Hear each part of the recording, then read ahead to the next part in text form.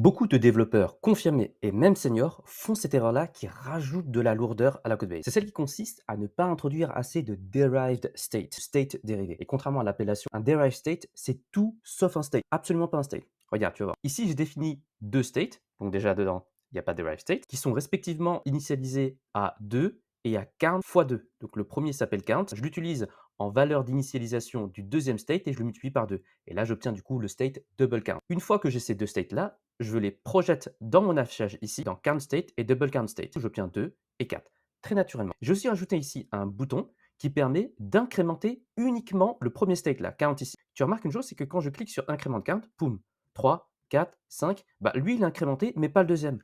Pourtant, on l'a bien défini notre state ici, avec count fois 2. Pourquoi c'est ce problème-là? C'est parce qu'en fait, ce deuxième state-là, sa valeur d'initialisation, elle dépend ici du state, mais par contre, sa modification, elle doit forcément passer par son setter dédié, set double count. Si je veux ne pas avoir à me casser la tête à devoir appeler set double count, ce que je peux faire, eh bien, je peux passer par la définition d'une autre variable qui n'est pas une variable de state cette fois-ci et qu'on appelle derive state. Donc c'est pour ça que je l'ai appelé double count derive. Pareil ici, elle est initialisée avec count fois 2. Je projette cette valeur-là dans mon affichage ici, je sauvegarde et regarde la chose suivante. Ici, quand j'incrémente mon count state ici, boum, automatiquement, double count derived, lui, il va être recalculé. Par contre, le deuxième state, lui, il va pas être updaté. C'est normal, on n'a pas appelé son setter dédié.